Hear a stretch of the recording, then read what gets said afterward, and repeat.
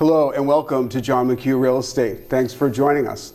As a real estate agent for 23 years, one thing I can say about buying and selling homes is that we can't get it done unless our people are able to obtain the financing.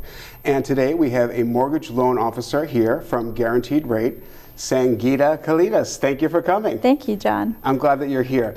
You've been a mortgage broker. You're in the Wellesley office at Coldwell Banker. And how long have you been doing it? This is my 15th year, so I feel like I've gone through a couple of cycles and feel like the market has changed a little bit between those times. But yeah, it's been a good ride so far. And do you work out of the Wellesley office, or do you work in different areas, or just around this area? I go to wherever my clients want me to be. So I will meet clients in realtors' offices, financial advisors' offices, personally in my own office, which is based in Boston, but I spend a lot of my time in the Wellesley Metro West area. Excellent. And do you basically work with first-time buyers, second home buyers, purchasers? All of the above. Okay.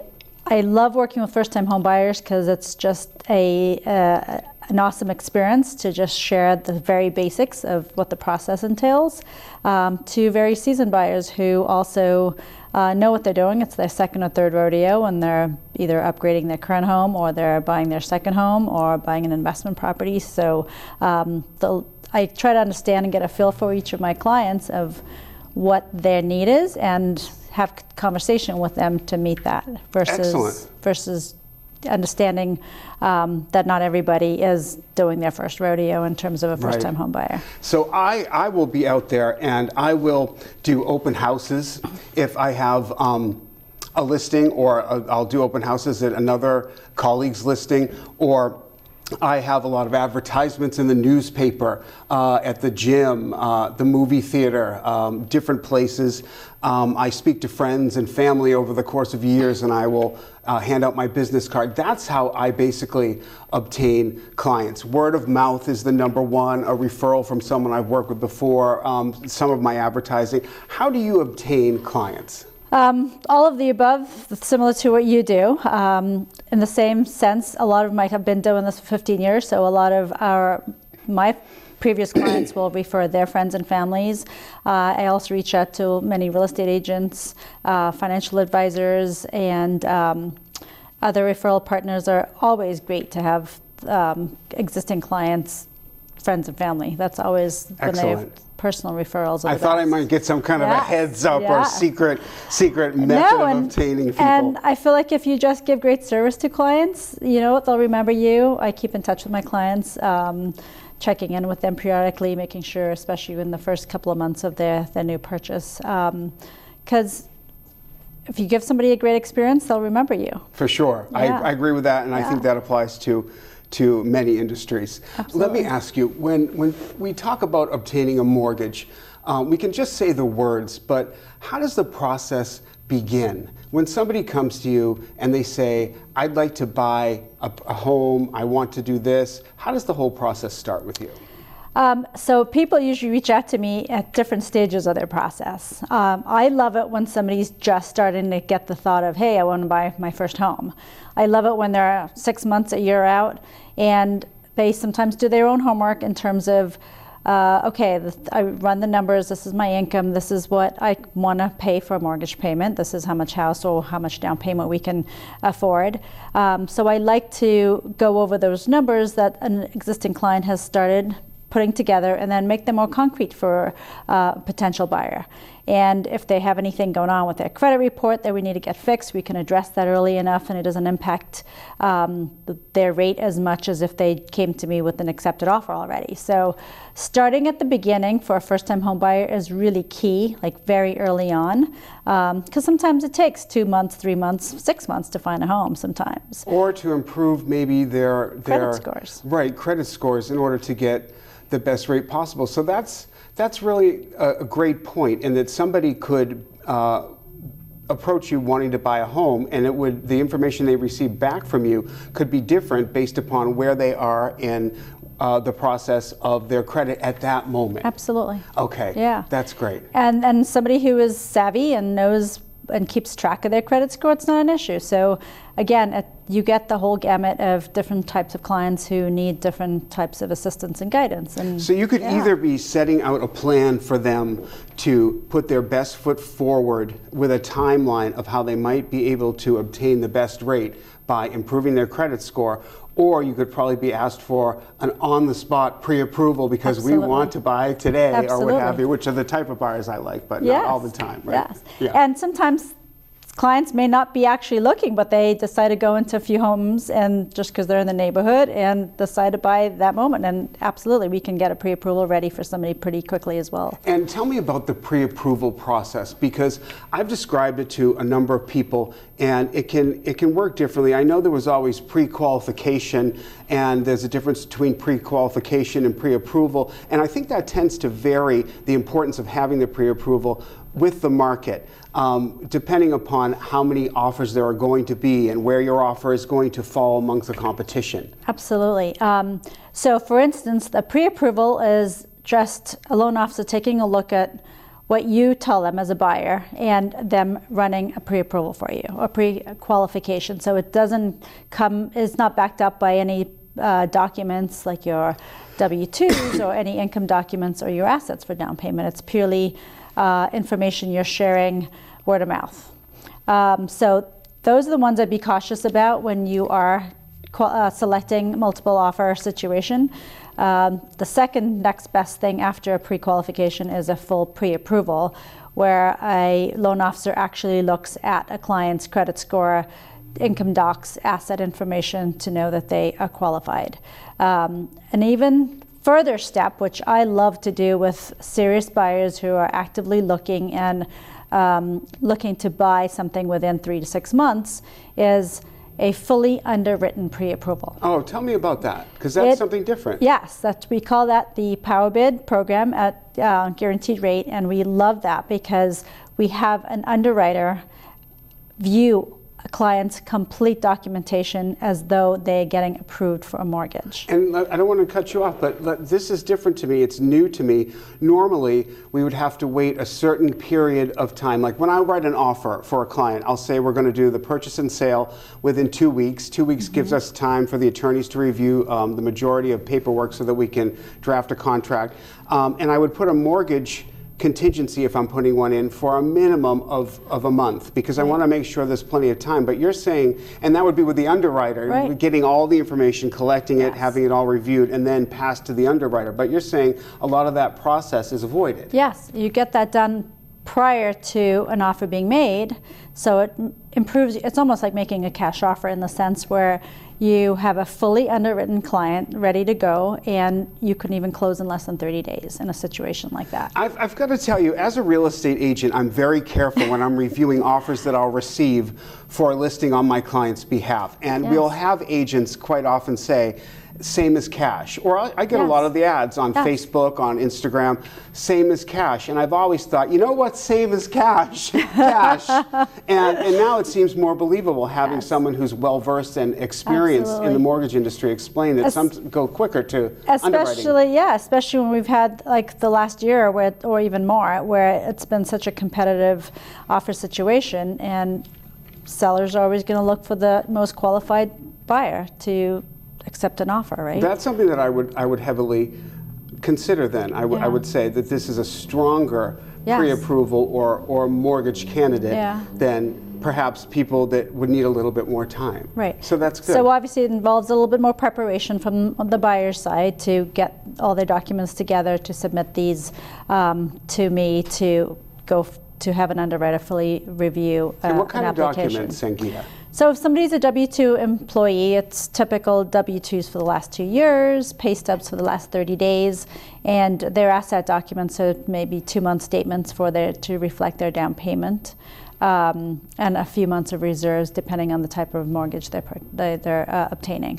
Okay, good. So you would need all of those documents, and then they would go for a quick review. And what would the timeline be for being able to close, and how would it vary based upon the individual client? So the underwriter fully underwrites the loan for the buyer who submits their documents. That's approved, what is called within a 24-hour period. The only thing that we would need to obtain would be an appraisal on the property once the offer is accepted. So that usually takes about a week. So we could certainly do a close in 2 weeks if that was necessary. That's interesting. I just wrote an article for the Natick local town pages on the appraisal process. Yes. And I got a lot of feedback on that because we all use the word appraisal, and buyers and sellers probably don't even think about that until they're in the middle of a mortgage contingency or a mortgage is involved, and we get the phone call saying that they're going to send an appraiser out. And what part do you play in that, and how important is it to you and your industry? So most properties will end up getting require an appraisal. One, it protects the buyer to make sure they're purchasing a property that's at value, and it's also in good shape in terms of safety, like things built to code, or banisters secure on a staircase. So it protects both, and then it also protects the lender to make sure the property that's being purchased and secured by the property is of the value that it's being purchased for. So more than just the value. An appraiser is looking at more than just the value. They're looking at it from the viewpoint of the bank and the bank's lending ability only? Correct, yes. Okay. And safety, to make sure that the property is in safe, livable situation. Okay, and so what kind of number are we looking for with an appraisal? What should it match regarding their loan? So if somebody's putting 20% down, you certainly would like the appraisal to come in at the purchase price. Okay. Purely because if the value comes in lower, then we're looking at the buyers having mortgage insurance if it comes in at less than the purchase price, because their down payment will end up being less than 20%. Right. Does that make sense? It does. Yeah. And what if that doesn't happen? Then the option is to go back to the sellers to negotiate the price because the value is, and obviously comps are provided. Between the appraisal exactly. value. And the appraisal value is important because it also includes comps on the appraisal report that is produced to ensure that there are other properties that have sold within the last 6 months to reflect the sale of the current subject property. That's really interesting, and I think you've explained that very well. What can come up? While you were saying that, I was thinking about what might come up between the time of the underwriting, the appraisal, and then the final closing. Do you run into any issues that you're aware of that happen regularly, or something that interesting, or that's something that potentially buyers could avoid? So if we've done a full power bid approval, we've cleared everything that could happen with a buyer in their instance. So I love that because it gets addressed early on. So the only unknown typically would be the appraisal, and I'm always hoping, and I love to work with agents who have done their homework and priced properties correctly, and buy agents who also know what the appropriate offer amount should be so that the negotiation goes really well. So that's the biggest unknown for us on the lending side, is the appraisal value and anything that comes up on the appraisal. Hopefully some inspections have been done, or even a mini inspection, to ensure that at least anything that is out there is addressed and negotiated on by the time the appraisal gets done. Okay, good. Yeah. So as you're moving through the process and we're getting closer to the closing, can you let us know what happens? It's just about to close. You've done all of your work. You've put a good amount of time into it. Buyers are always excited. Give us a little bit of an update as to heading toward the closing. So on the lending side, there are certainly several federally required compliance documents that we have to provide to borrowers or the buyers, one of them being a closing disclosure. So a closing disclosure has to be provided 3 days prior to closing, 3 business days prior to closing. So if a closing is not happening, it's usually because the buyer has not received their closing disclosure because of some sort of delay. So you want to make sure that you are talking to your clients, as I am, making sure that they have reviewed their closing disclosure 3 days before their closing. Because no lender is going to let that happen, a closing happen without a closing disclosure or CD being reviewed by a buyer. So that's really, really important. So that could cause a delay if it's not handled in a timely manner? Yes. Okay. Yes. How often does a loan get rescinded at the last minute? Not very often. I've never had a loan rescinded at the last moment. And until about last year, I was saying I've never had something not that it was under agreement with me go back on the market. It's been a little bit of a crazy market, up and Yes. down with different issues. So you've never had No. a loan rescinded. Have you No. heard of anyone with a horror story or a nightmare about something last minute? I personally have not had even immediate colleagues have a situation like that. However, I have heard of somebody losing their job 3 days prior to closing. And again, Oh, no. exactly. And again, lenders are required within the last week of closing to do a confirmation that a borrower is still employed if it's a W-2 situation. So I have had, but we were able to fix it. It was a union worker who was able to get on a new job. So that has A rescue. Yes, in a the rescue, end, absolutely. Yes. So when we talk about, we have the appraiser that you would send out, and who are the people that would confirm that the person is still employed and things like that? Do you have a team, Yes. and what things do they check like that? Because it's really interesting. Absolutely. So my team consists of a loan coordinator who double checks prior to a final clear to close, who will reach out to the borrowers to say, okay, we're setting up this to close on this day, but before that can happen, I need to call your employer. Is the direct number you have? Or sometimes we can do it by what is called a work number that employers provide to us. So there's that option. So we're making sure that the borrowers are working with us and we're working with the borrowers because we're all looking to get to the closing table on a timely manner. And so the one thing so the loan coordinator certainly does that, calls to confirm the employment is still in a situation. Also just double checks with the buyers, like, hey, I saw you provided these statements. Is this where your down payment's coming from? If not, are there additional statements that you need to provide me? So we're doing follow-up checkups throughout the process. So there's constant communication so everyone's on the same page. All right, that's great. Yeah. So then you head to the closing, and it all works out well. And I know you attend most of your closings Absolutely. with your buyers, and we're done. So with that being said, and the property is closed, what's your next step with that client after the mortgage has been successfully completed? Well, there's always the follow-up. Congratulations, everything is closed and keys handed over, and you guys usually do that. The loan has to fund, so the lender has to make sure that the funds get sent to the closing attorney's office and the loan actually funds and is recorded by the Registry of Deeds.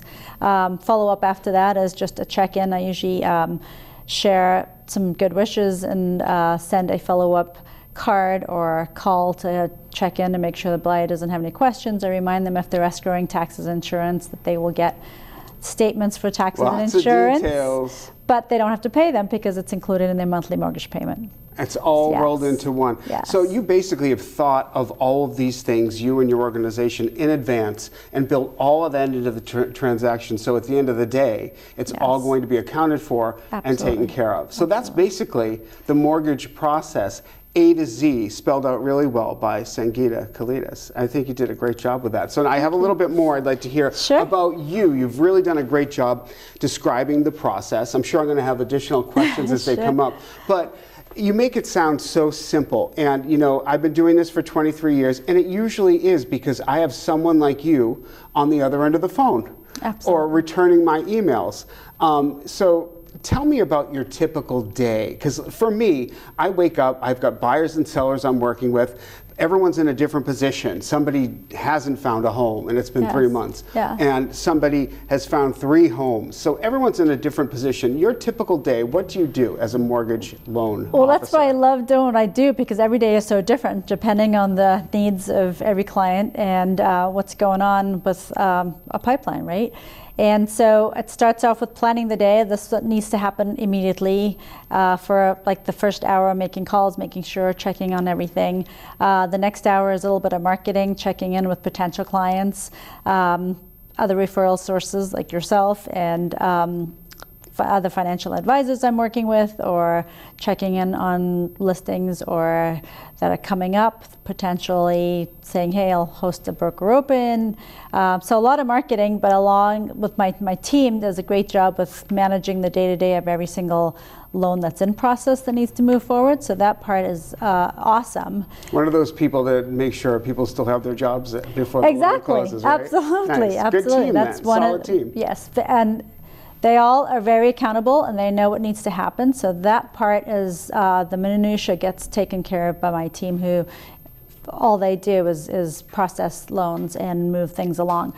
So I spend a lot of my time marketing, making sure clients are happy, and having fun. It's what we need to do in this business. Having fun, or at least we all have to seem like we're having fun, is key, I think. And I was gonna ask you. You do work your referral sources and Absolutely. financial advisors and your pipeline. How often do people come to you, a buyer that does not have an agent, or do they usually already have an agent? And how do you handle that?